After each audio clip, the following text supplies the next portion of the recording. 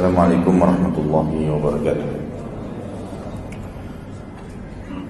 Innal hamdalillah, segala puji bagi Allah Subhanahu wa taala. Nahmaduhu wa nasta'inuhu wa nastaghfiruh. Hanya kepadanya kita memuji, meminta pertolongan serta bertaubat dari dosa-dosa kita. Wa na'udzu billahi min syururi anfusina, dan hanya kepada Allah pula kita meminta dan dijauhkan dari keburukan-keburukan diri kita. Wa min sayyiati a'malina, dari dosa-dosa dan juga dari dosa-dosa yang pernah kita lakukan. May yahdihillahu fala mudhillalah, barang siapa yang telah Allah berikan petunjuk maka tidak akan pernah sesat selamanya. Wa may yudlilhu fala hadiyalah, dan barang siapa yang telah Allah sesatkan maka tidak akan mendapatkan petunjuk selamanya. Asyhadu an la ilaha illallah wahdahu la syarika lah wa asyhadu anna Muhammadan abduhu wa rasuluh. Saya bersaksi tidak Tuhan yang berhak disembah kecuali Allah, dan Muhammad benar-benar hamba juga utusannya. Qala Allah Ta'ala, Allah telah mengingatkan dalam kitabnya, Ya ayyuhalladzina amanu taqullaha haqqa tuqatihi wa la tamutunna illa wa antum muslimun. Hai sekalian orang-orang yang beriman, bertakwalah, hanya patuh dan tunduklah kepada satu-satunya pencipta segala sesuatunya, di langit, di bumi, di kedalaman lautan, kelihatan atau tidak kelihatan dengan mata manusia. Sebenar-benar patuh dan tunduk, dan jangan sekali-kali meninggal dunia kecuali dalam keadaan Islam. Di ayat yang lain Allah juga mengingatkan, qala Allah Ta'ala, ya ayuhan nasu taqu rabbakum alladhi khalaqakum min nafsin wahidah wa khalaqa minha zawjaha wa batha minhuma rijalan katsiran wa nisaa wattaqullaha alladzi tasaaluna bihi wal arham innallaha kana 'alaikum raqiba. Hai sekalian manusia, sekali lagi bertakwalah, hanya patuh dan tunduklah kepada satu-satunya pencipta segala sesuatunya, baik di langit, di bumi, di kedalaman lautan, kelihatan dan tidak kelihatan oleh mata manusia, yang telah menciptakan kalian semua dari jiwa yang satu, yaitu Adam alaihissalam, dan telah menciptakan dari jiwa yang satu istrinya Hawa alaihissalam, dan telah banyak memberikan keturunan laki-laki juga perempuan dari keduanya. Sekali lagi bertakwalah hanya kepada Allah dan jagalah hubungan silaturahim, sesungguhnya Allah senantiasa mengawasi kalian. Di ayat yang ketiga, qala Allah Ta'ala, ya ayyuhalladzina amanu taqullaha wa qulu qawlan sadida yuslih lakum a'malakum wa yaghfir lakum dhunubakum wa may yuti'illaha wa rasulahu faqad faza fawzan 'azima. Hai sekalian orang-orang yang beriman, sekali lagi bertakwalah, hanya patuh, tunduk, takut, memohon kepada satu-satunya pencipta Allah, dan ucapkan kalimat yang benar. Niscaya Allah akan memperbaiki amal-amal perbuatan kalian, mengampuni dosa-dosa kalian. Barang siapa yang mentaati Allah dan Rasulnya, maka dia telah mendapatkan kemenangan yang besar. Amma ba'd, fa inna asdaqal hadithi kitabullah. Kita tahu sebaik-baik perkataan dan rujukan bagi umat Islam adalah kitabullah, Al-Quran. Wa khair hadyu Muhammadin sallallahu alaihi wasallam, dan sebaik-baik petunjuk setelah Al-Quran adalah petunjuk Nabi besar Muhammad sallallahu alaihi wasallam yang dikenal dengan As-Sunnah. Keduanya rujukan utama umat Islam dalam segala lini kehidupan, dalam setiap aktivitasnya, terutama dalam masalah ibadah. Wa syarrul umuri muhdatsatuha, dan seburuk-buruk perbuatan khusus dalam masalah ibadah yang tidak punya rujukan dari wahyu Al-Quran dan Sunnah. Fa inna kulla muhdatsatin bid'ah, semua perbuatan yang dikarang-karang, yang dibuat-buat dalam masalah ibadah yang tidak punya rujukan wahyu dikenal dengan perbuatan baru dalam agama. Wa bid'atun dhalalah, dan perbuatan baru itu akan membawa pelakunya pada kekeliruan dan kesesatan. Wa dalan fillah, dan keliruan akan membawa pelakunya ke dalam api neraka. Ikhwan dan akhwat rahimani wa rahimakumullah, bertemu lagi tentunya di serial kepahlawanan, pahlawan dalam Islam, serial orang-orang yang agung yang mulia, serial orang-orang yang telah mencapai prestasi dunia dan juga akhirat, serial orang-orang yang telah dipilih oleh Allah Subhanahu wa Ta'ala, yang layak untuk dijadikan sebagai idola. Mereka adalah orang-orang pilihan yang hatinya suci, yang perilakunya semuanya diridhoi oleh Allah Subhanahu wa Ta'ala. Mereka jauh dari perbuatan-perbuatan pelanggaran. Mereka memiliki rumah tangga yang sempurna, pendapatan, harta yang sempurna. Bahkan mereka punya kiprah yang sangat besar dalam menyebarkan agama ini. Setiap berbicara tentang sahabat Nabi, kita sedang berbicara tentang figur-figur orang yang hatinya semuanya tidak ada celah kecuali diikuti dengan keyakinan sepenuhnya. di atas 3 hal.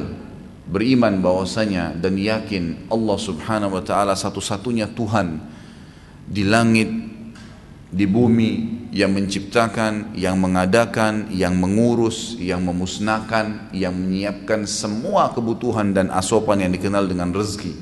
Dan tidak ada Tuhan kecuali Dia. Tidak boleh ada sekutu baginya mempartisipasikan makhluk dengan Allah. Tertanam sangat dalam di dalam hati para sahabat. Mereka sangat memahami kalimat ini, sehingga muncul efek daripada keyakinan itu adalah tidak pernah menyembah, memohon, takut, bergantung. Bahkan mereka tidak pernah ragu sedikit pun terhadap apa yang telah dijanjikan oleh Allah subhanahu wa ta'ala. Sekali Allah mengatakan orang mati syahid masuk surga, mereka berlumba-lumba mengejar mati syahid itu. Tidak peduli lagi ada apa di hadapan mereka, sebanyak apapun jumlah pasukan musuh. Mereka pada saat mengetahui bahwasanya sholat berjamaah di masjid adalah perintah Allah, maka mereka tidak pernah kehilangan. Sampai Abdullah bin Umar radhiyallahu anhu berkata, kami tidak melihat seseorang di antara kami meninggalkan sholat 5 waktu di masjid, laki-laki terutama, kecuali dia termasuk orang yang ada sifat kemunafikannya. Nggak ada. Sampai beliau mengatakan salah seorang di antara kami, sahabat-sahabat Nabi, kalaupun dia dalam keadaan sakit, maka ditopang oleh kedua temannya di kiri kanannya untuk membawanya sholat hadir di saf masjid. Jadi sangat luar biasa mereka mengerjakan perintah Allah subhanahu wa ta'ala, karena tidak pernah diikuti dengan keraguan. Ini Allah pencipta langit dan bumi, mereka tidak pernah ragu dengan masalah itu, sehingga mudah ya untuk memohon, meminta, menyembah, hanya tunduk dan takut kepada Allah subhanahu wa ta'ala. Yang kedua yang mereka punya ciri khas yang sangat luar biasa, meyakini tentang kebenaran risalah Nabi Muhammad SAW, dan bahwasanya orang inilah manusia yang paling sempurna secara fisik, paling sempurna secara karakter, sifat, paling sempurna di antara semua nabi-nabi. Dari 124.000 nabi, 313 rasul, mereka sangat tahu dan meyakini sabda Nabi SAW, semua nabi-nabi diutus sebelumku khusus untuk kaumnya, dan aku diutus untuk seluruh alam semesta. Dan mereka sangat tahu bahwasanya Nabi SAW telah bersabda, kalau seandainya Musa dan Isa dua-duanya hidup di zamanku, maka tidak ada pilihan lain kecuali keduanya akan menjadi pengikutku. Mereka yakin adalah seorang figur. Kalau mau diidolakan seseorang yang punya kelebihan fisik, Nabi Muhammad SAW orang yang paling sempurna fisiknya, paras wajahnya tampan, kulitnya putih, rambutnya hitam lebat, dan juga memiliki postur tubuh yang sangat kekar. Kalau dikatakan seseorang ayah, seorang suami, maka kita temukan beliau suami yang sangat luar biasa, tidak pernah memukul istrinya, tidak pernah memarahi, dan hanya tegas mengingatkan kalau terjadi pelanggaran agama. Seorang ayah yang semua anaknya merasa tentram di tangannya, tidak pernah di bawah naungannya, tidak pernah merasa takut karena tidak pernah tangannya melayang memukul anak-anaknya, bahkan cucu-cucunya, dan beliau bahkan bermuamalah dengan sangat lembut. Figur yang sangat luar biasa dalam rumah tangga. Kita lihat dalam kehidupan sosial, Nabi Muhammad SAW seorang pedagang yang jujur. Beliau SAW juga adalah orang yang punya martabat. Kalau berbicara kalimatnya berbobot dan punya makna dan tujuan, dan kalau tidak beliau diam. Dan para sahabat sangat faham benar tentang masalah itu, sehingga mereka betul-betul mengidolakan Nabi SAW. Tidak ada lagi orang lain. Sampai-sampai apapun yang Nabi SAW ucapkan, ya, titahkan, semua dikerjakan, dan yang lain semua ditinggalkan. Tidak pernah lagi ada opsi lain. Dan mereka mengetahui firman Allah Subhanahu Wa Taala, A'udzu billahi minasyaitonir rajim, ma kana lil mu'minin wala mu'minatin idza qadallahu wa rasuluhu amran an yakuna lahumul khiyaratu min amrihim. Tidak layak bagi laki-laki yang mengaku beriman dan perempuan juga beriman, yang kalau Allah dan Rasulnya sudah mengambil sebuah keputusan, mereka masih punya opsi-opsi yang lain. Nggak ada lagi. Haram ditinggalkan, halal. Perintah dikerjakan, larangan dijauhi. Tidak ada keraguan dalam masalah itu. Ini ciri khas yang luar biasa, yang semestinya kita tarik dalam kehidupan kita sehari-hari. Dan yang ketiga, mereka sangat yakin bahwasanya agama yang sedang mereka anut ini agama yang paling benar. Selain daripada agama Islam, batil, nggak diterima oleh Allah Subhanahu Wa Taala. Tidak ada yang diterima. Karena Allah yang berfirman dalam Al-Imran A'udzubillahi minasyaitonirrajim. Innad dina indallahil Islam. Agama yang diterima di sisi Allah hanya Islam. Al-Imran juga sama, ayat 85 Allah ingatkan, wa may yabtaghi ghairal islami dinan falan yuqbala min wa huwa fil akhirati minal khasirin. Siapa yang coba-coba pilih selain al-Islam yang dibawa oleh Muhammad bin Abdullah salawatullahi wassalamu alaih, maka itu ditolak dan dia di akhirat termasuk orang yang rugi.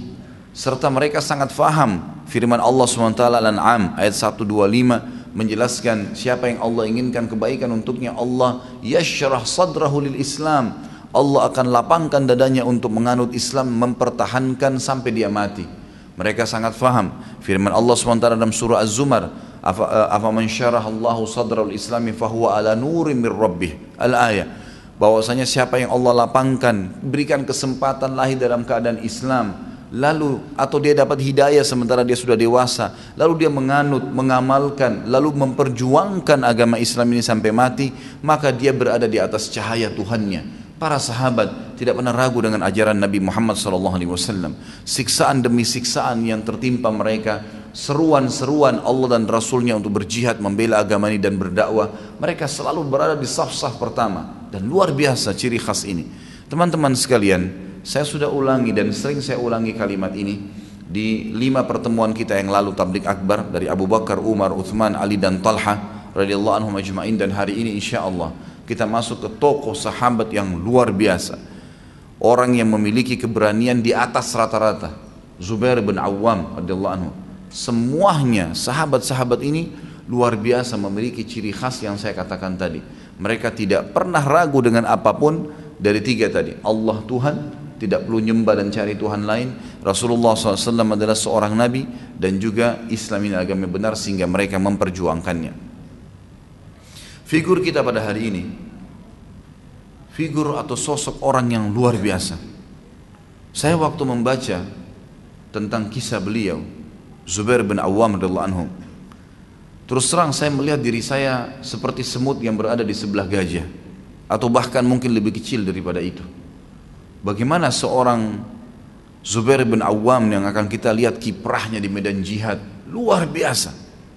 Satu orang bisa mendobrak pasukan Romawi 250.000. 250.000 orang didobrak oleh dia. Masuk ke pasukan musuh sampai ke ujung belakang, kembali lagi ke pasukan muslimin. Keberanian yang di atas rata-rata. Saya tidak pernah peperangan Nabi SAW Zubair tidak hadir radhiyallahu anhu, dan setiap kali hadir dalam peperangan pasti berada di depan, dan pasti dia yang paling pertama menyerang, subhanallah. Dan tidak pernah dalam penyerangan itu kelihatan sedikit saja masalah sifat pengecut misalnya atau ragu, sama sekali. Luar biasa. Nanti kita akan lihat banyak kisah-kisah yang luar biasa kiprah beliau dalam kancah-kancah peperangan, dan saya sudah bahasakan dari awal sampai Zubair bin Awam ini. Memang dari Abu Bakar, Umar, Uthman, Ali, Talha dan Zubair bin Awam, 6 orang ini memang yang khusus, ya. Pada saat Nabi SAW sebutkan hadis yang sudah sering kita sebutkan juga di 5 pertemuan kita yang lalu, pada saat beliau berada di gunung Hira, dan beliau mengatakan, tenanglah wahai Hira, pada saat Hira lagi goncang, sesungguhnya di atasmu ada Nabi, ada Siddiq, orang yang terpercaya Abu Bakar, kemudian juga ada syuhada, ada orang-orang yang mati syahid, dan pada saat itu ada Umar, Uthman, Ali, Talha dan Zubair. 5 orang ini semua mendapatkan sabda Nabi SAW, mereka mati syahid. Dan yang luar biasanya, terutama 2 figur yang terakhir, Talha dan Zubair, 2 orang ini begitu mendengarkan sabda Nabi SAW tentang masalah mereka akan mati syahid, semenjak itu tidak pernah ada celah untuk mendapatkan mati syahid kecuali mereka di awal, selalu sengaja malah mencari. Ini luar biasa nih. Berarti begitu yakinnya mereka dengan apa yang Allah dan Rasulnya janjikan sallallahu alaihi wasallam. Jadi ini ciri khas yang luar biasa. Sebelum kita mulai, saya akan berbicara dengan akhwat kita di belakang sana. Ada kata-kata bijak. Kata-kata bijak ini dikatakan di belakang laki-laki bijak, di belakang laki-laki sukses ada wanita yang bijak dan wanita yang sukses. Ternyata akhwat kita, tolong garis bawahin, lahirnya kader-kader umat yang luar biasa. Laki-laki yang memimpin umat ini itu di tangan para wanita yang luar biasa juga.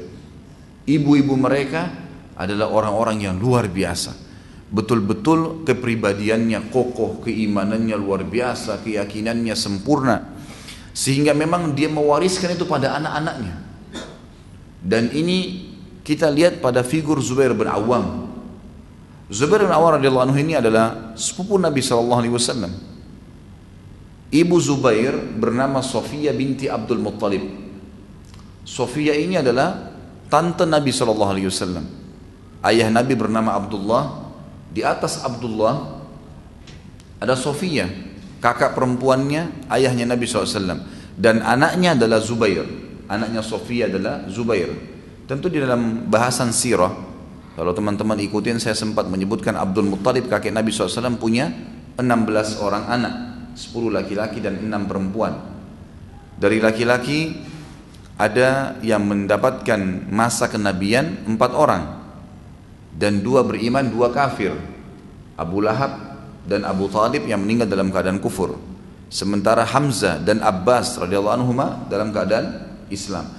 Dari kalangan saudara ayah Nabi SAW perempuan yang masuk Islam di awal-awal adalah Sofia binti Abdul Muttalib, ibunya ya Zubair bin Awam. Sofia ini terkenal sangat tegas dengan anaknya. Ketegasan ini bukan kekerasannya, bukan kekerasan, tapi ketegasan. Ini boleh, ini nggak boleh. Dan yang paling merupakan ciri khas Sofia yang terkenal radhiyallahu anha adalah beliau selalu berusaha menghilangkan rasa takut dari anaknya. Tidak boleh ada rasa takut, dan takut ini hanya boleh kepada Tuhan Allah Subhanahu wa taala. Sehingga Zubair bin Awam tumbuh besar dengan tidak pernah takut. Tidak pernah takut kecuali kepada Allah Subhanahu wa taala. Sama sekali. Kalau cuma sama manusia, sama hewan, semua itu kecil bagi dia. Ayah Zubair tentu meninggal waktu dia masih kecil, dan waktu itu belum masuk Islam. Itu data yang saya dapatkan. Tapi yang jelas ibunya sempat masuk Islam. Kepribadian Sofia yang sangat luar biasa semenjak mengucapkan syahadat. Waktu Nabi SAW mengundang seluruh kerabatnya, terutama tante dan pamannya, di rumah beliau SAW, kemudian Sofia mengikrarkan syahadat. Semenjak waktu itu dia termasuk tokoh sahabiat Nabi yang sangat gigih mempertahankan agama, dan dia lebih banyak fokus mendidik anaknya dalam masalah agama ini. Pokoknya dia menanamkan di diri anaknya Zubair agar menganut agama Islam, dan pada saat itu umur Zubair masih 15 tahun. Masuk Islam di tangan Nabi SAW melalui Abu Bakar. Kemudian Sofia, waktu itu memang dia datang kepada Abu Bakar, lalu Abu Bakar tunjukkan dia untuk bertemu dengan Nabi SAW. Tapi sebelumnya memang ada wasiat dari Sofia untuk dia mengikuti ya Muhammad SAW yang merupakan sepupu Zubair sendiri. Baik, Zubair bin Awam ini beliau lahir 28 tahun sebelum hijrah, dan beliau wafat tahun 36 Hijriah, tepatnya tahun 656 Masihiyah. Dan beliau masuk Islam di umur 15 tahun. Ibunya Sofia binti Abdul Muttalib yang sangat terkenal dengan ketegasannya kepada anaknya dan selalu mengembalikan anaknya kepada Allah dan Rasulnya, dan memohon dan meminta mendidik anaknya agar selalu hanya patuh kepada keduanya, Allah dan Rasulnya, tidak pernah yang lain. Kita ketemukan misalnya banyak muslimah yang mungkin hanya sekedar untuk duduk nonton sinetron, yang mungkin hanya sekedar untuk duduk ngobrol sama teman-temannya, lalu tidak mau diganggu oleh anaknya, maka dia membuat cerita kosong, dusta. Tidur sekarang, kalau tidak tidur nanti kamu digigit momok atau apalah istilahnya. Tidak ada syaitan yang bisa gigit manusia. Dusta. Tapi sering terjadi. Jangan keluar, nanti kamu begini. Jangan ke sana, nanti kamu begini. Banyak ancaman-ancaman yang diucapkan kepada anak-anaknya yang tidak mendidik sama sekali. Sofia berbeda. Lahir Zubair bin Awam yang kita dengar nanti kiprah-kiprahnya, itu justru dengan kejujuran yang dia sampaikan dan mendidik anaknya hanya takut kepada Allah dan Rasulnya, sehingga menjadi pemimpin besar umat ini. Beliau memiliki banyak sekali manaqib. Manaqib ini maksudnya kelebihan-kelebihan tentunya. Ada poin-poinnya. Pertama, beliau sepupu Nabi SAW, dan kita sudah tahu dari saya jelaskan, ini sebuah kedudukan sendiri, masih punya hubungan kerabat dengan Nabi SAW. Yang kedua, beliau termasuk dari 7 orang sahabat yang awal masuk Islam. Yang ketiga, beliau termasuk 10 orang yang dijamin masuk surga. Kalau tadi poin kedua, 7 orang pertama yang masuk ke dalam Islam. Ini fadilah. Sebagaimana Allah mengatakan as-sabiqunal awwalun minal muhajirin wal ansar. Orang-orang yang pertama masuk Islam dipuji oleh Allah dari orang-orang muhajirin dan ansar. 10 orang yang masuk surga, hadis yang sudah sering kita sebutkan, di mana Nabi SAW mengatakan Abu Bakar di surga, Umar di surga, Uthman di surga, Ali di surga, Talha di surga, dan juga Zubair di surga. Disebut oleh Nabi SAW Zubair. Kemudian beliau mengurutnya mengatakan lalu Abdurrahman bin Auf di surga, Sa'ad bin Waqqas di surga.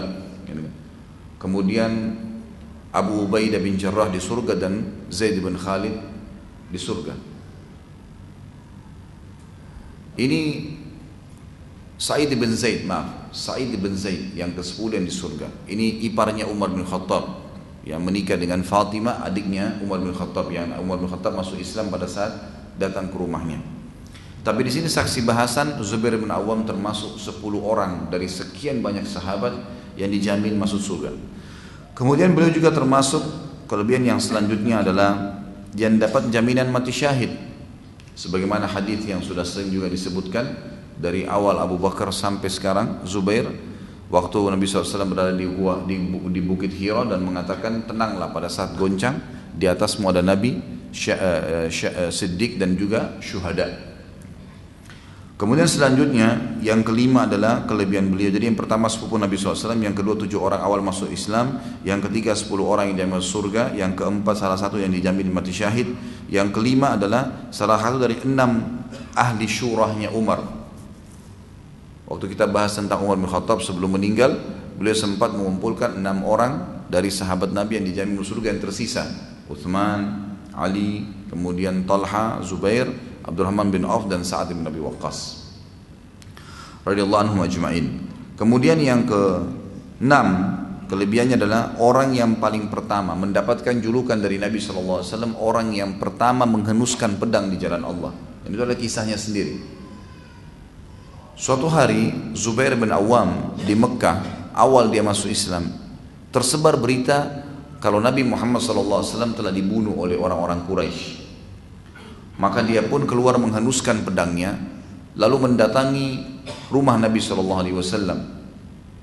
Pada saat dia mengetuk dan dia temukan Nabi SAW membuka pintu, maka dia pun merasa lega, tapi dengan pedang terhenus di tangannya, seperti orang yang siap untuk berperang. Dan waktu itu umurnya 15 tahun. 15 tahun luar biasa seperti pembelaan terhadap Nabi SAW. Lalu kata Nabi SAW, kenapa kau Zubair? Dia bilang, saya dengar ya Rasulullah, Anda dibunuh oleh orang Quraisy. Lalu kata Nabi SAW, memang apa yang kau ingin lakukan? Maka dia bilang, kalau saya tahu ya Rasulullah dan Anda dibunuh, saya akan membunuh pembunuh Anda. Maka kata Nabi SAW, semoga Allah memberkahimu dan memberkahi pedangmu. Artinya nanti kamu akan banyak berjuang di jalan Allah Subhanahu wa ta'ala. Di dalam riwayat yang lain, Nabi SAW menunjuk pedangnya sambil berkata, sungguh pedang ini adalah pedang yang paling pertama dihenuskan di jalan Allah. Kemudian juga yang ketujuh adalah sahabat yang sangat pemberani dan dipuji oleh Ali radhiyallahu anhu. Waktu kita bahas tentang Ali, kalau antum masih ingat, bagaimana Ali radhiyallahu anhu sangat pemberani, luar biasa, gitu kan. Terkenal sekali dengan keberaniannya. Dan waktu kita membahas perang Khaybar, perang melawan Yahudi, ada 2 orang Yahudi yang sempat kita bahas pada saat itu yang keluar tingginya seperti pohon kurma. Kalau masih ingat, gitu kan? Yang semua badannya dipenuhi dengan besi. Dan yang menghadapi 2 orang ini, Dua orang Yahudi yang tingginya sampai seperti pohon kurma, ini bisa 2 meter, 2 meter setengah tingginya. Adalah Ali bin Abi Thalib dan Zubair bin Awam. Dan dua-duanya berhasil membunuh. Kata Ali, jadi kita tahu biasanya orang yang layak untuk memuji seseorang adalah orang yang sebidang, seprofesi dengan dia. Misal seorang alim ulama yang puji juga seorang alim ulama yang tahu tolok ukur ilmunya dia seorang alim ulama. Seorang insinyur ya insinyur juga yang puji ilmunya dia, gitu kan. Dan seterusnya bisa ditarik dalam semua bidang ya, kehidupan kita. Seperti itulah kurang lebih. Kata Ali, tidak ada yang tahu kadar keberanian Zubair dan kebesaran jiwanya dalam menghadapi musuh kecuali orang yang semisal dengan dia. Dan Ali memberikan kesaksian bahwasanya Zubair adalah orang yang paling berani. Dia kalau menyerang, dia seperti macan tutul yang sedang menyerang mangsanya. Tidak membiarkan kecuali musuhnya sudah mati, baru dia lepas. Dia mati atau musuhnya mati, gitu kan. Hanya begitu saja perilakunya. Maka sangat terkenal yang luar biasa dengan kebenaran ini. Ada ciri khas sendiri, ya, ada ciri khas sendiri Zubair radhiyallahu anhu. Dan kita lihat nanti bagaimana kiprah-kiprahnya di kancah peperangan. Kemudian yang kedelapan adalah orang yang sangat rajin bersedekah. Dan ini juga kita sebutkan semua sahabat yang sebelumnya juga begitu. Mereka sangat yakin dengan bersedekah di jalan Allah pasti akan dipanen di akhirat nanti. Tidak ragu sedikit pun. Dia memiliki 1000 orang hamba sahaya. Zubair bin Awam punya 1000 orang hamba sahaya. Dan hamba sahaya adalah orang-orang yang didapat dari peperangan, dari ghanimah. Kalau pasukan muslimin menang melawan pasukan kafir, maka yang di pasukan kafir itu menjadi hamba sahaya. Dan hamba sahaya ini punya hukum sendiri dalam agama kita.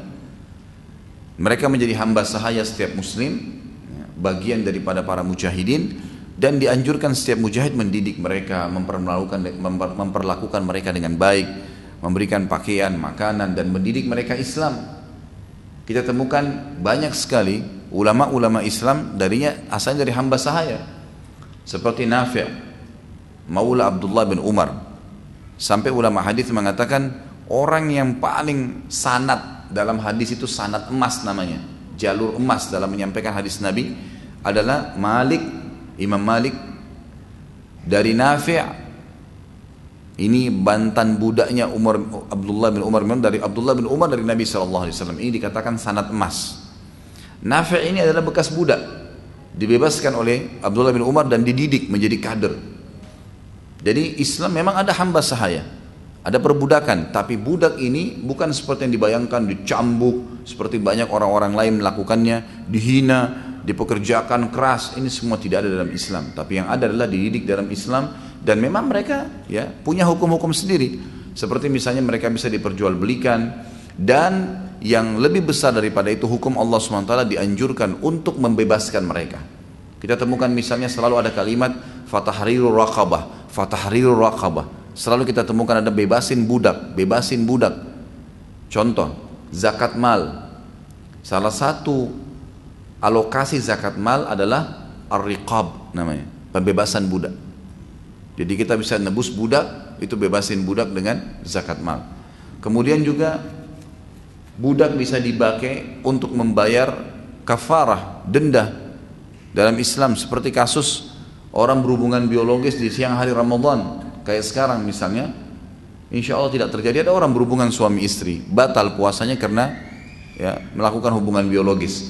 Maka kafarahnya, dendahnya, dia harus berpuasa 2 bulan berturut-turut. Kalau dia nggak bisa, pertama dia bebasin budak. Kalau dia tidak bisa, maka dia berpuasa 2 bulan berturut-turut. Kalau dia tidak bisa, maka dia memberikan makan 60 orang miskin. Tapi ada di sini pembebasan budak, dijadikan sebagai tebusan sehingga mereka bebas. Gitu. Ada juga orang yang sumpah mengatakan demi Allah misalnya, tapi ternyata dia salah, keliru. Ada kafarahnya. Kafarahnya bebasin budak, atau memberikan makan atau pakaian 10 orang miskin, atau berpuasa 3 hari. Kita lihat ada pembebasan budak, gitu kan? Dan banyak hukum-hukum syar'i. Bahkan setiap budak ada namanya hukum dalam fikih kita, namanya mukatabah. Mukatabah itu seorang budak bisa datang kepada tuannya dalam Islam dan berkata, saya mau bebas, tapi saya ingin tebus dengan cara menebus diri saya. Maka tuannya mengatakan boleh, silahkan ya, kalau mau bayar kepada saya misalnya 10 juta. Budaknya bilang baiklah, saya akan bayar setiap bulan 1 juta, berarti 10 bulan saya bebas. Kalau sudah sepakat, maka setiap bulan dia tinggal menyetor kepada tuannya, kemudian 10 bulan kemudian dia bebas gitu kan. Bisa juga hukum syar'i, kalau seseorang memiliki budak hamba sahaya, bekerja sama dia membantu, atau dia memperkerjakan kepada orang lain, lalu hasil kerjanya dibagi dua, atau diambil sebagian dari hasil kerjanya. Dan ini salah satu sumber pendapatan memang yang ada dalam Islam, menggunakan tenaga hamba sahaya. Dan Zubair bin Awam memiliki 1000 orang hamba sahaya yang dia dapatkan dari peperangan dan juga didapatkan dari pasar-pasar perbudakan yang diperjualbelikan. Kemudian dia pekerjakan, dan hasil yang diambil, yang diserahkan oleh hamba-hamba sahayanya dari setengah pendapatan mereka, itu semuanya disedekahkan di jalan Allah. Semuanya, pendapatannya dari 1000 orang gitu kan, semua dikeluarkan di jalan Allah subhanahu wa ta'ala. Dan ini bukti bahwasanya bagaimana beliau gemar sekali bersedekah. Bukan berarti tadi karena hasil pekerja hamba sahayanya lalu kemudian dia nikmatin, tidak, sama sekali diinfakkan semua di jalan, atau disedekahkan semua di jalan Allah subhanahu wa ta'ala. Zubair bin Awam memiliki cukup banyak anak keturunan. Anak beliau itu jumlahnya sekitar 20 orang, 11 orang laki-laki dan 9 orang perempuan. Dan beliau menikah dengan 7 orang wanita. Tentu ada yang meninggal kemudian menikah lagi, karena tidak boleh menikah lebih dari 4 bagi laki-laki dalam Islam. Tapi wanita-wanita yang hidup, yang terlihat dalam kehidupan Zubair bin Awam ada 7, disebutkan dalam sejarah. Ada pada saat beliau meninggal memang 4 orang yang bersama beliau, tapi setiap meninggal atau beliau misalnya terpisah, saya tidak temukan riwayat beliau cerai ya. Yang kemungkinan besar adalah istrinya meninggal lalu kemudian beliau menyempurnakan poligaminya dengan 4 istri, sampai beliau meninggal dengan kondisi meninggalkan 4 orang istrinya. Dan dari wanita-wanita inilah, dari 7 orang wanita yang terlihat dalam hidup beliau, 6 orang sempat melahirkan anak buat dia, dan yang 1 ya, istri terakhirnya itu tidak sempat memiliki anak. Misal saya berikan atau saya susun di sini data, tentu di buku yang teman-teman pegang tidak ada data ini ya, tidak selengkap ini saya tambahkan. Istri beliau yang pertama adalah Asma binti Abi Bakar, anaknya Abu Bakar radhiyallahu anhu. Asma yang terkenal ya, Zatun Nitaqain, mendapatkan julukan 2 orang yang memiliki, atau 1 orang yang memiliki 2 ikatan pinggang. Jadi Asma binti Abi Bakar inilah yang membawakan makanan dan minuman untuk Nabi SAW dan ayahnya Abu Bakar pada saat Nabi SAW dan Abu Bakar bersembunyi di mana? Gar Thur ya, di Gua Thur, di Gunung Sur maksud saya, waktu mau hijrah ke Madinah. Jadi dialah yang datang ke sana untuk membawa makanan. Ya, Asma binti Abi Bakar ini menikah dengan Zubair bin Awam. Dari Asma, Zubair dikaruniai 8 orang anak, 5 laki-laki dan 3 perempuan.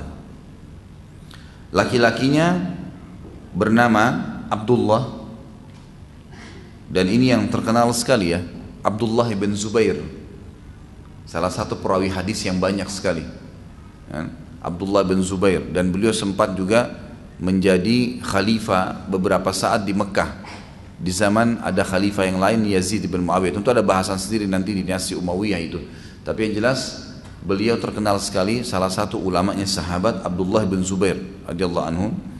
Kemudian beliau juga punya anak yang kedua laki-laki, Urwah, yang ketiga Al-Munzir, yang keempat Asim, yang kelima Al-Muhajir. 5 anak laki-laki dari Asma, jadi ini cucunya Abu Bakar gitu kan. Kemudian yang perempuan, beliau punya 3 perempuan dari Asma, Khadijah Kubrah, Ummu Hasan, dan Aisyah. Jadi 3 perempuan dari Asma binti Abi Bakar. Kemudian dari istri yang kedua adalah Amah binti Sa'id bin As. Sa'id bin As ya, sahabat juga yang terkenal. Anaknya dinikahi oleh Zubair bin Awam, Amah binti Sa'id, yang dikenal dengan Ummu Khalid. Allah karuniai anak dari istri yang kedua ini 5 orang anak, 2 laki-laki dan 3 perempuan. Laki-lakinya Khalid dan Amr. Khalid dan Amr. Dan perempuan adalah Habibah, Sauda dan Hindun. 3 anak perempuan dari Amah binti Sa'id bin As. Istri yang ketiga adalah Ar-Rabab binti Anif bin Ubaid. Memiliki 3 orang anak, 2 laki-laki dan 1 perempuan. Anak laki-laki beliau dari Ar-Rabab ini, istri ketiga, Mus'ab dan Hamzah. Anak perempuannya 1, Ramlah namanya, Ramlah ya. Nanti saya sebutkan kenapa saya sebutkan ini ya, masalah adanya beberapa orang istri, kemudian anak-anak beliau. Banyak manfaat-manfaat yang kita ambil pelajaran sebentar lagi setelah saya jelaskan dulu nama-nama istri dan anak beliau. Yang keempat, wanita yang terlintas dalam hidupnya adalah Zainab, dan Zainab memiliki 2 orang anak, dua-duanya laki-laki, Ubaidah dan Ja'far. Ubaidah dan Ja'far. Kemudian yang kelima, Ummu Kalthum binti Uqbah bin Abi Mu'aid. Dan dari wanita ini Zubair bin Awam dikaruniai 1 orang anak perempuan namanya Zainab. Kemudian ada yang keenam adalah Al-Halal binti Qais. Al-Halal binti Qais, dan memiliki atau Allah karuniai anak 1 dan beliau memberikan nama Khadijah Sugra. Tadi dari istri Asma binti Abi Bakar ada Khadijah Kubra, gitu kan? Jadi Khadijah yang besar dan Khadijah yang kecil, gitu kan? Istilahnya begitu. Kemudian beliau menikah dengan wanita terakhir dan beliau meninggal, sementara wanita ini termasuk salah satu dari istri yang masih ada, Atiqah binti Zaid bin Amr bin Nufail. Atiqah binti Zaid bin Amr bin Nufail. Ini perempuan punya sedikit cerita unik nih. Tersebar di kalangan sahabat, siapapun yang mau mati syahid, menikahlah dengan Atiqah, gitu. Karena Atiqah ini setiap dinikahi oleh seorang sahabat, sahabat itu pasti pemberani dan mati syahid. 3 laki-laki terlintas dalam hidupnya, menikah dengan 3 laki-laki. Suami pertamanya adalah Abdullah bin Abi Bakar, ini juga meninggal mati syahid. Suami kedua Umar bin Khattab. Jadi pada saat Abdullah bin Abi Bakar meninggal, Umar bin Khattab nikahi wanita ini. Umar mati syahid. Lalu kemudian dinikahi oleh Zubair bin Awam, dan Zubair bin Awam mati syahid juga. Sampai tersebar berita seperti itu. Tentu ini ya perkataan yang tersebar di kalangan mereka pada saat itu, karena rata-rata suaminya semua mati syahid. Jadi total anak beliau adalah anak laki-laki 11, sementara anak perempuan 9. Kalau di total semuanya berarti jumlahnya 20. Tentu saya tidak masuk rincian, apakah, sebab saya juga memang pribadi tidak menemukan ya, yang mana istri beliau janda, yang mana perawan, saya tidak tahu. Karena biasanya tradisi sahabat, kalau ada di antara sahabat-sahabat yang lain yang mati syahid di medan perang, maka istrinya tidak dibiarkan jadi janda, pasti dilamar dan mereka menikah. Dan ada satu hal di sini yang saya ingin titik beratkan teman-teman sekalian, ya. Kasus masalah poligami di kalangan sahabat ini adalah hal yang biasa sekali, dan ini yang kadang-kadang masih peka di kalangan kita sekarang. Mereka sangat biasa sekali masalah poligami, dan itu tidak pernah ada satu riwayat pun yang menjelaskan kepada kita bahwasanya ada sahabiat yang menolak poligami. Belum pernah ada satupun mereka yang menolak itu. Waktu Nabi SAW mendengarkan berita ini, kan yang sering diangkat nih, bahkan saya pernah lihat di media, dan di salah satu ada ustadz yang secara nasional mungkin dikenal, saya tidak usah sebutkan namanya. Dia tampil dan dia malah mendatangkan riwayat ini dengan alasan poligami nggak usah ada. Subhanallah, gitu kan? Perintah Allah dari langit menyuruh menikahi wanita 2, 3, 4. Kalau kalian takut adil, tidak adil, baru 1, gitu. Sampai Syekh bin Baz mengatakan asal dalam pernikahan adalah poligami, bukan monogami. Kalau ragu baru kemudian 1. Jadi di sini banyak orang yang tidak paham tentang masalah konsep seperti ini. Asalnya memang sudah seperti itu. Para sahabat biasa sekali mereka melakukan pernikahan seperti ini, dan itu bukan aib bagi mereka. Kalau ada seorang yang mati syahid meninggal, maka pasti para sahabat yang belum mati berlumba-lumba mendatangi rumah mereka sambil mengatakan, wahai Ummu Fulan, kami kalau habis masa iddamu beritahukanlah kepada kami. Saya kembali dulu ke riwayat tadi. Ada orang yang menolak poligami sekarang dengan alasan riwayat ini, mengatakan bahwasanya Ali radhiyallahu anhu pernah di masa Fatimah masih hidup radhiyallahu anha akan menikah dengan anaknya Abu Jahal. Abu Jahal meninggal dalam keadaan kufur, tapi anak perempuannya masuk Islam.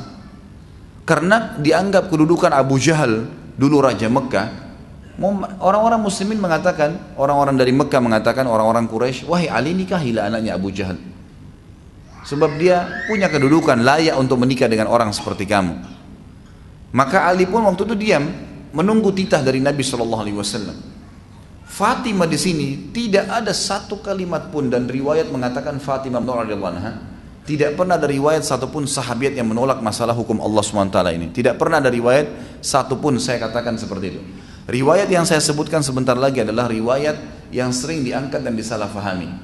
Waktu mendengar bahwasanya Ali akan menikah dengan anaknya Abu Jahal, Nabi SAW naik ke mimbar lalu berkata, setelah tahmid dan salawat beliau mengatakan, saya bukan melarang hukum poligami dan saya tidak menahan Ali untuk menikah lagi.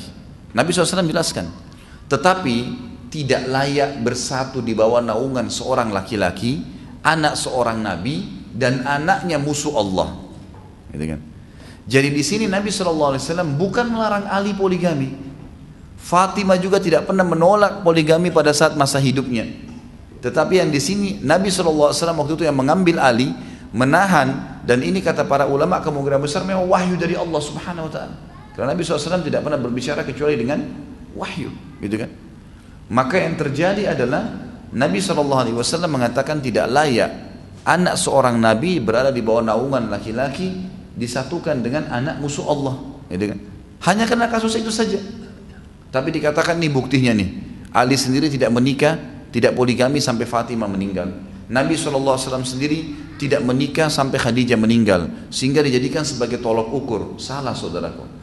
Kita kalau bicara masalah hukum syar'i tidak boleh membawa perasaan, nggak boleh. Karena kalau kita bawa perasaan tidak akan ada jihad, nggak akan ada sholat malam, tidak akan ada lagi hujan lebat ke masjid, tidak akan ada membersihkan kotoran orang tua kita kalau bentuk bakti, tidak ada semua itu, gitu kan? Akan hilang. Karena kita akan bawa perasaan. Tapi kalau dalam agama tidak ada perasaan. Apapun yang diperintahkan, bahkan sampai darah kita pun tertumpah di jalan Allah, kita tidak akan pakai perasaan. Memang sudah begitu. Itulah kesempurnaan orang-orang yang beriman. Tentu saya tidak katakan setiap orang langsung spontan melakukan poligami. Dia harus belajar, punya ilmu. Kata Umar radhiyallahu anhu, kalau antum masih ingat dulu pada saat kita membahas kisah Umar, kata-kata bijaknya dia mengatakan, berilmulah sebelum kalian memimpin, berilmulah sebelum kalian melakukan sebuah perbuatan. Artinya kuasai dulu ilmunya. Poligami dalam Islam adalah bab tertinggi dalam rumah tangga, bab pernikahan. Orang harus menjalani dulu rumah tangga yang awal, membangun pondasi yang kuat, dan poligami itu jangan difikiri ikhwah di sini misalnya untuk dirinya. Akhwat juga di belakang, jangan berpikir poligami buat suaminya, keliru. Untuk dua-duanya itu, dua-duanya punya maslahat dalam masalah poligami ini. Si suami mendapatkan tambahan pasangan karena menjalankan sunnah Allah, perintah Allah. Karena tidak ada laki-laki yang melakukan poligami dengan niat hanya hawa nafsu, kecuali pasti akan rusak rumah tangganya. Nggak pernah berhasil poligami itu. Tapi kalau niatnya karena perintah Allah dan Rasulnya, memang ini adalah sebuah perintah Allah, dan dia juga tidak sampai merusak rumah tangga dia yang pertama, tidak ada udzur syar'i kalau dia rusak, maka insya Allah itu akan aman-aman saja, tidak ada masalah. Makanya dia merangkul pasangannya untuk sama-sama menyempurnakan agama itu, gitu kan? Sama-sama. Bagi akhwat yang suaminya menikah, maka dia akan mendapatkan sahabat yang dekat dengan dia. Ini bukan musuh, bukan saingan. Sampai dalam bahasa Indonesia itu diistilahkan dengan madu. Madu kan selalu manis gitu ya. Artinya orang yang selalu bisa memberikan kehangatan, ketentraman. Banyak teman-teman saya melakukan ini dan memang melakukan dengan asas agama. Subhanallah, kemana-mana pasangan hidup mereka sama-sama pergi.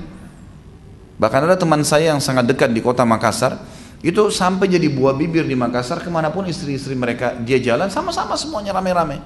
Mungkin orang kalau pakai perasaan nggak masuk di akal, kenapa harus begini? Kalau Anda belum bisa melakukannya, jangan menolak hukum Allah Subhanahu Wa Taala, karena akan kemana-mana rentetannya. Akan menilai kenapa Nabi poligami, akan menilai kenapa sahabat poligami, bahkan lebih berat kenapa Allah turunkan hukum poligami. Saya pernah dengar dengan telinga saya sendiri salah satu dosen di kampus, karena dia mungkin pada saat lagi gembar-gembor masalah poligami di Indonesia, lalu dia mengatakan auzubillah dari poligami. Subhanallah, kalau Anda belum mau kerjakan ya silahkan sendiri saja, gitu kan? Jangan ajak orang lain. Kita disuruh mengajak orang lain untuk melakukan apa? Kebaikan. Jangan malah larang orang lain melakukan kebaikan. Seperti pernah saya kasih kasus contoh, banyak orang mendatangi masjid, pada saat dia temukan masjid itu kotor misalnya karpetnya, atau kerannya bocor, gitu kan? Atau apa sajalah kekurangan, panas misalnya, dia sholat kemudian dia keluar, yang ada dia menghina rumahnya Allah. Masjidnya kotor, kamar mandinya kotor, panas kalau sholat di sana.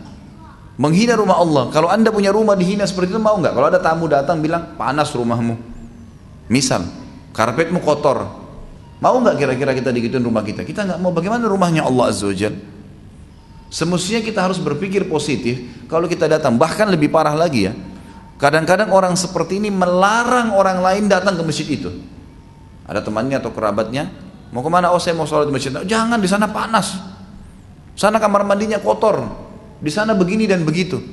Bukan cuma sekedar dicukupkan dirinya yang tidak melakukan, punya andil bahkan menghina ya rumah Allah, hukum Allah di situ untuk kita sholat, bahkan mengajak orang lain untuk juga melakukan itu, membenci masjid itu, membenci rumah Allah, membenci mengerjakan hukum Allah, sholat di situ. Subhanallah. Mestinya kita berpikir, apa andil saya? Kalau panas, belikan AC kalau Anda punya uang supaya panasnya hilang. Maka semua orang yang sholat di situ akan kita panen pahalanya karena dia merasa sejuk dan nyaman.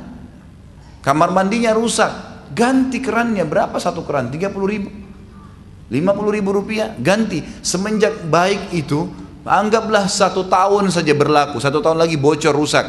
Tapi 1 tahun berapa banyak orang yang wudhu kita panen pahalanya? Berapa lama antum kalau ngangkat karpet masjid dekat rumah yang sudah kotor, pamit sama marbotnya, masukkan ke laundry? Atau coba saya sering lakukan dan alhamdulillah berhasil. Setiap kali ada terlintas di benak saya sebuah program sosial, maka saya langsung lempar ke jemaah saya. Ini ada program motor untuk dai, ini ada program untuk cetak buku ulang, ini ada untuk AC masjid, ini untuk dispenser, ini untuk ini. Jadi saya buatin program dan alhamdulillah dengan mudah bergulir karena saya ngajak orang-orang berbuat kebaikan. Allah mudahkan, Allah berkahi. Berapa banyak tempat yang sudah kita perbaikin, berapa banyak kasus-kasus masalah orang terlilit utang sudah terlunasi dan beragam macam hal. Pikirkan bagaimana kita punya andil di situ. Ada orang subhanallah, kasus dalam ini contoh ini tarik dalam masalah poligami. Ada orang dia belum bisa poligami, dia menghina poligami itu, gitu kan? Ini berbahaya sekali nih, menghina hukum Allah SWT. Kalau dia belum bisa dia sendiri, jangan ajak-ajak orang lain, gitu kan? Dan lebih parah daripada itu, tadi sama kasus masjid, dia udah menghina rumahnya Allah. Yang kedua, lebih parah daripada itu, dia menghadang orang lain untuk datang ke masjid itu. Dia menghalang orang lain untuk melakukan poligami. La haula wala quwata illa billah. Kalau Anda masih belum bisa, maka berarti ilmu Anda yang belum sampai ke situ, gitu kan? Kalau kita belum punya ilmu, berarti syaratnya adalah belajar. Coba pelajari, bukan malah membenci hukum Allah Subhanahu wa taala.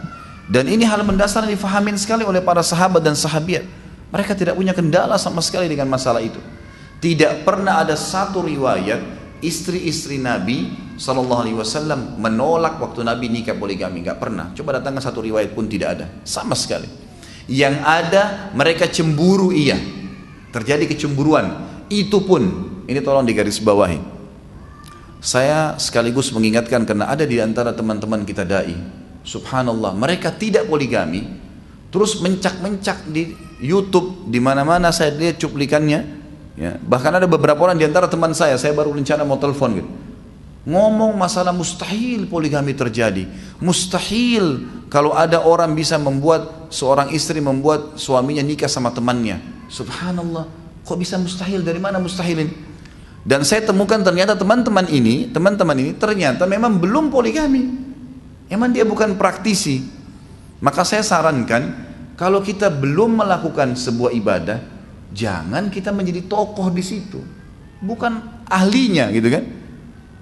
Kalau kita lihat orang-orang yang praktisi, saya temukan banyak kasus di lapangan, orang-orang yang berpoligami, yang memang istrinya punya andil di situ. Guru besar saya yang saya sangat kagumi, Dr. Saleh Suhaimi. Beliau buta matanya di Masjid Nabawi.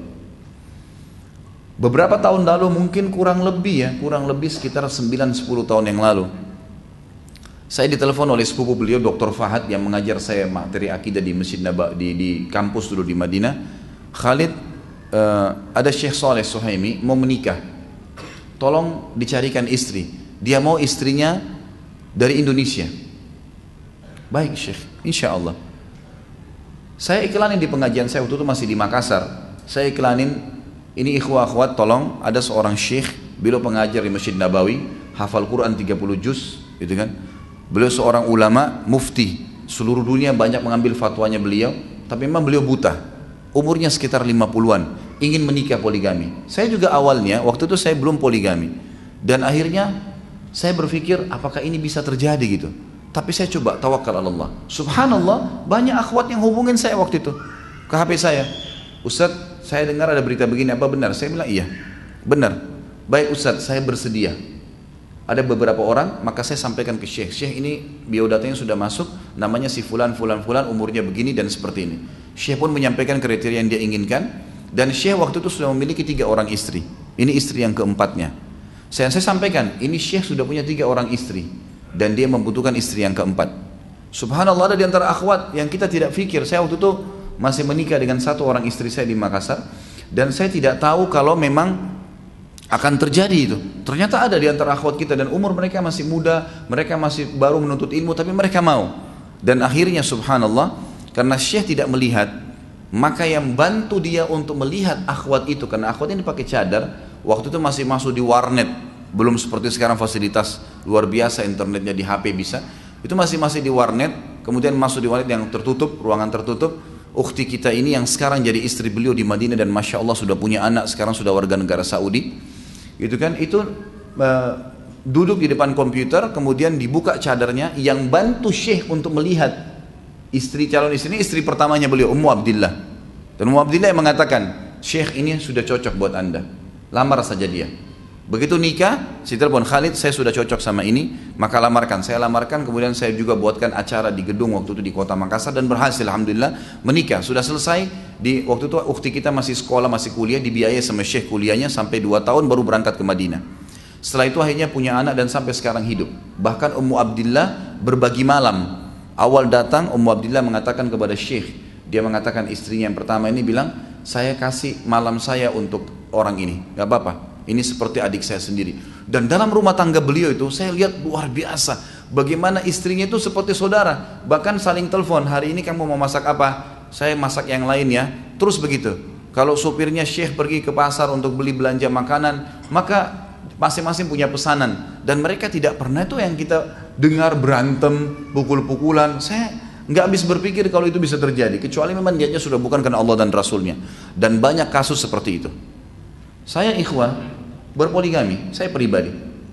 Dan kalau istri saya dari Makassar datang ke Jakarta, saya suruh istri saya di Jakarta jemput. Fadl, jemput kakak kamu di bandara. Dijemput sama dia. Saya kasih duit, silakan belanja sama-sama. Bahkan saya ajak, kalau saya ke Makassar, saya ajak istri saya untuk datang.